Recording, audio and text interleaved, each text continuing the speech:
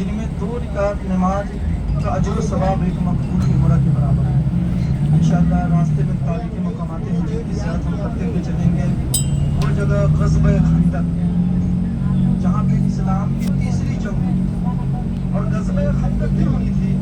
اسلام کی پہلی جنگ جنگ بدر، دوسری جنگ جنگ احد، اور تیسری جنگ غزوہ خندق۔ وجہ یہ تھی کہ اب کفار مکہ کی عورتیں اپنے مردوں کو اپنے پاس تک آنے کے لیے منع کر دی۔ یہ کہنے لگی کہ یہ جنگ تمہارے دل کا روگ نہیں ہے، چونکہ چند مسلمان آتے ہیں عورتوں کو دل چٹا کر کے نکل جاتے ہیں، لہٰذا چوڑی اور سرما پہن کے اپنے گھر میں رہو۔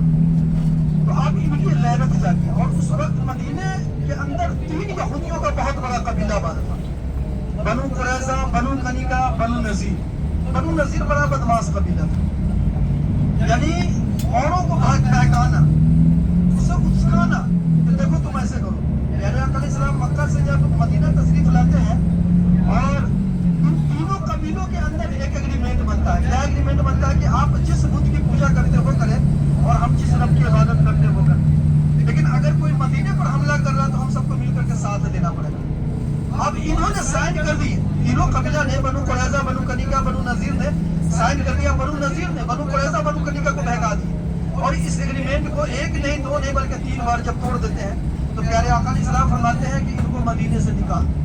یہودیوں کو مدینے سے نکالا گیا، اس بات کا دھیان رکھیں۔ اب ان کو مدینے سے نکالا گیا تو یہ کہاں چلے گئے؟ خیبر، ایک جگہ یہودیوں کا گھر۔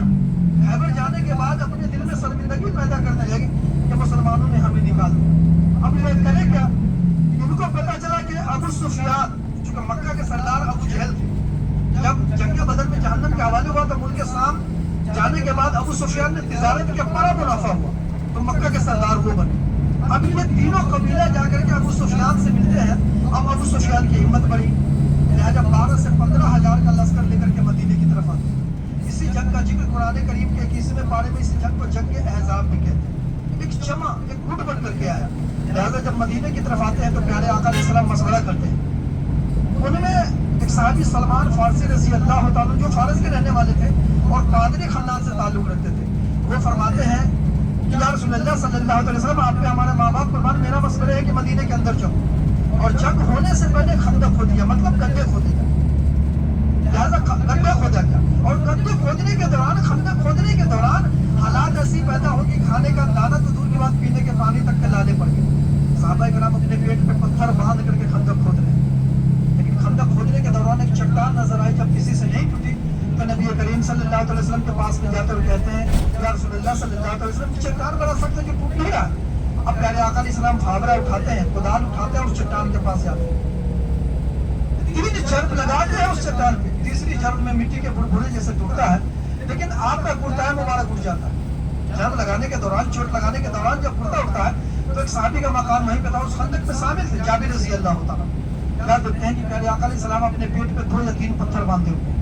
دیکھیے یہ دین ہم تک بڑی محنتوں کے ساتھ آیا، بڑی مشقتوں کے ساتھ آیا، ایسے نہیں آیا، بہت قربانیاں ہوئی، لیکن اگر دعائیں فرماتے تو جنت سے اللہ خانہ بھیج دیتا۔ اللہ فرماتا ہے کہ کیا دن وہ تمہیں یاد نہیں کہ جب تم پر کچھ دشمن آئے تھے اور تم نے دعائیں فرمائی تھی اور ہم نے تمہاری مدد فرمائی تھی۔ سوموار، منگل، بدھ کے دن اللہ تبارک و تعالیٰ جبریل امین کو بھیجتے ہیں اور یہ فرماتے ہیں کہ جاؤ محمد سے کہنا کہ آپ نے یہ جنگ جیت لی ہے۔ اللہ تبارک و تعالیٰ تیز ہوائیں بھیجتے ہیں، بارشیں برساتے ہیں اور فرشتے بھیجتے ہیں، ان کے خیمے کاٹتے گئے، رسی کے خیمے کا رسی کاٹتے گئے اور تیز ہوائیں اڑا کر کے لے گیا۔ انہیں یہ جنگ بدر، جنگ احد سے بھی خطرناک رہی، 1 مہینے تک یہ جنگ چلتی رہی۔ ایسے حالات ہو گئے کہ بیت الخلا جانے کے لیے بھی پریشانی ہونے لگی۔ اب یہاں کے جو قریش تھے، جو بسے ہوئے تھے، وہ تانا کسی کرنے لگے۔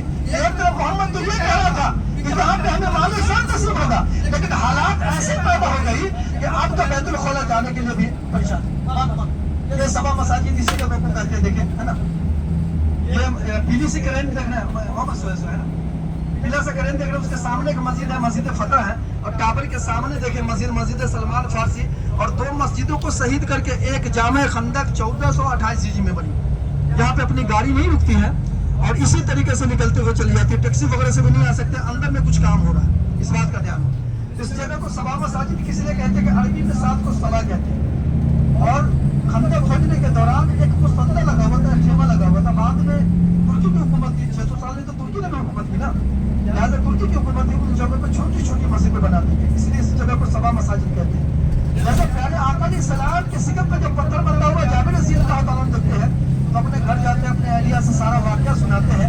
ان کے گھر میں تھوڑا سا جو ہوتا ہے اس جو کا آٹا بناتے ہیں اور تھوڑا ایک چھوٹا سا بکری کے بچہ ہوتا ہے اسے ذبح کرنے کے بعد اپنے گھر سے نکلتے ہیں.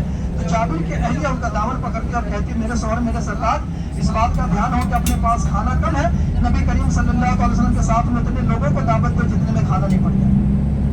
اب جابر جاتے ہیں پیارے آقا علیہ السلام کے کان میں, کہتے ہیں یا رسول اللہ صلی اللہ علیہ وسلم ہم نے تھوڑا کھانے کا انتظام فرمایا, چند صحابہ کے ساتھ میں چلے, لیکن پیارے آقا علیہ السلام پورے جماعت میں اعلان فرماتے ہیں سنو سنو جابر کے یہاں دعوت میں چلیں گے, پیٹ بھر کھانا کھائیں. سب کے چہرے پہ رونق آ گئی. اب جابر رضی اللہ تعالیٰ کے چہرے کی رونق ہی گیا, وہ پریشان ہو گئے, کھانا کم تھا. اب جابر اپنے گھر جاتے اپنے اہلیہ سے کہتے ہیں, ان کی اہلیہ کہتی ہے اب گھبرائے نہیں, میرا معاہدہ, ہم لوگوں کا معاہدہ تو پیارے آقا علیہ السلام کے ساتھ میں چند لوگوں کے ساتھ میں نا, باقی کو پیارے آقا علیہ السلام کھلائے. پیارے آقا علیہ السلام جب تشریف لاتے ہیں تو اپنا لعاب اس گوشت کے ہانڈی میں اب گھٹنے ہوئے آٹے میں ڈالنے کے بعد اللہ سے دعائیں کرتے ہیں کہ یا اللہ برکتیں فرما, رحم فرما, ہم نے تیرے بھروسے سب کو دعوتیں دے دی ہے, اگر میری رسوائی ہوئی تو تیری بھی رسوائی ہوئی. جابر نے تو چند لوگوں کے بارے میں کہا تھا. اب پیارے آقا علیہ السلام اپنے ہاتھوں سے روٹیاں توڑ کر کے دسترخوان پہ رکھتے ہیں, سروا اور گوشت کی بوٹیاں نکال کر کے پلیٹیں میں ڈالتے ہیں. 10 صحابہ کرام رضوان اللہ تعالیٰ اجمعین کے ساتھ جماعتیں بنتی گئی, پیٹ بھر کھانا کھاتے گئے, لیکن کھانا میں رتی برابر تھا. اس وقت میں 1000 مسلمان پیٹ بھر کھانا کھاتے. اب واقعہ سنا ہوگا بہت سارے میلاد جلسہ وغیرہ میں کہ پیارے آقا علیہ السلام نے اپنے سکم پہ پتھر ڈال کے 1000 مسلمانوں کو کھانا کھلاتے ہیں, پورے مدینے والے کو کھانا کھلاتے ہیں. بڑی لمبی تاریخ ہے, اتنا وقت نہیں ہے کہ بیان کیا جائے, چونکہ اب مسجد قبا نزدیک آنے والی ہے. مسجد قبا اسلام کی تاریخ کی پہلی مسجد ہے اور اس مسجد کی بنیاد پیارے آقا علیہ السلام نے اپنے دست مبارک سے رکھی, جن میں 2 رکعت نماز کا اجر و ثواب ہے. 2 رکعت نماز کا اجر و ثواب ایک مقبول عمرہ کے برابر ہے. یہ دیکھیں اپنے بائیں طرف دیکھیں گے ترکی کے وقت کا ریلوے اسٹیشن ہے, یہ دیکھیں ہے نا, یہ دیکھیں ترکی کے وقت کا ریلوے اسٹیشن ہے. اب ترکی کے بادشاہ کون تھے؟ عبد الحمید تھے. مدینے اور ترکی کو دوری کو کم کرنے کے لیے ریل چلاتے ہیں. ہم نے کیا بتایا, چونکہ جو ٹاپ ٹین کے پاس ہے ان کے بچھیا پہ ایک بینر لگا ہوا ہے, دیکھیں بینر لگا ہوا ہے, عربی کا انگلش میں بھی لکھا ہوا ہے اور ہندی میں بھی شاید لکھا ہوا ہے. اللہ فرمانے نے کہا تھا کہ اللہ فرماتا ہے کہ اے ایمان والو نبی کی آواز سے اپنی آواز کو اونچی مت کرو ورنہ تمہارے اعمال برباد ہوتے تو میں خبر کرتا ہوں. ترکی کے بادشاہ عبد الحمید پہ مدینے اور ترکی کے دوری کو کم کرنے کے لیے ریل چلاتے ہیں. ٹرین ترکی سے جب ٹرین آئی تو مدینے میں نہیں پہنچی, مدینے کی تو مدینہ چھوٹا تھا, لیکن اتنی آوازیں اتنا شور گل ہونے لگا کہ اسی وقت میں یہ کہتے ہوئے اس ٹرین کو یہ بند کرایا گیا کہ یہ شہر مدینہ نبی کیسے ہے, یہاں اتنا شور گل اچھا نہیں. اسی طریقے سے انجن پڑے ہوئے ہیں اور پٹریاں بچھی ہوئی ہے, ڈبے پڑے ہوئے ہیں. وہیں پہ ایک کنواں کا سخلا کنواں جس کنویں کے پانی سے پیارے آقا علیہ السلام نے وضو کیا اور وہیں پہ نماز ادا فرمایا. ترکی کی حکومت نے وہاں پہ ایک مسجد, چھوٹی سی مسجد بنا دی, مسجد سخلا کہتے ہیں, اور وہیں سے آپ نے دعا فرمائی کہ یا اللہ مدینے کے کھانے میں برکتیں فرما, مدینے کے ناپ تول میں برکتیں فرما اور مدینے کے بیماریوں کو دور فرما. وہ بیماری آج بھی یہاں ایک جگہ ہے جہاں سے یعنی مدینے سے 400-450 کلومیٹر ایک جگہ ہے وادی جوفا, خوبصورت نام ہے نا جوفا, وادی جوفا. اسی اثر بیماری کو وادی جوفا میں تو یہودیوں کا گھر تھا اور اسے مدینہ طیبہ مدینہ منورہ بنا دیا. اسی طریقے سے چاروں طرف سے گراؤنڈ کی ہوئی ہے, لیکن میوزیم بھی تھا, لیکن وہ میوزیم شاید بند ہے کیونکہ اثر کے وقت کھلتا ہے, کیونکہ ایک دو بار ہمارا جانا ہوا ہے. تو انشاءاللہ اب مسجد قبا چلنا. مسجد قبا اسلام کی تاریخ کی پہلی مسجد, لیکن یہ پہلے کوئی جانے کی 53 سال کے بعد آقا علیہ السلام مکہ مکرمہ سے مدینہ منورہ ہجرت کیوں فرمائے؟ جب مکہ کی سرزمین پہ آپ نے نبوت کا اعلان کھلے عام فرما دیا تو غیر تھا, اپنے بھی آپ کا دشمن بنے اور آپ کو جان کا دشمن بن جائے. اب اللہ کا حکم آتا ہے محمد یہاں سے ہجرت فرما لے, لیکن جب آپ ہجرت فرمانے لگتے ہیں تو خانہ کعبہ کے پاس پہ جاتے ہیں اور خانہ کعبہ کے خلاف کو پکڑتے ہیں, بڑی مایوسی سے کہتے ہیں اے رب کعبہ. خانہ کعبہ سے بات کرتے ہیں کہ رب کعبہ تجھے تو پتا ہے کہ ہم تم سے کتنی محبت کرتے ہیں, لیکن کفار مکہ کڑے سے مکہ رہنے نہیں دے رہے اور اللہ کا حکم آ چکا ہوا ہے, ہم تم سے ہجرت فرما رہے ہیں. آپ یہ سوچیں کہ یقیناً اپنے باپ داداؤں کی سرزمین کو جب ہمیں چھوڑ کے کہیں جانا پڑتا ہے تو کتنی تکلیف ہوتی ہے. کیا حالات ہیں, پیارے آقا علیہ السلام ہجرت فرما رہے ہیں, آپ کے قدم مدینے کی طرف بڑھ رہا, پیچھے مڑ کر کے خانہ کعبہ کو دیکھتے ہیں محبت والی نگاہوں سے. ساتھ میں صدیق اکبر رضی اللہ تعالیٰ عنہ 3 दिन गारे सौर में क़याम फरमाते हैं। फिर आपका आना मदीना की तरफ होता है। मदीना की आबादी में पहुंचने से पहले 3.5 मील की दूरी पर एक बस्ती आबाद है अमर बिन औफ की।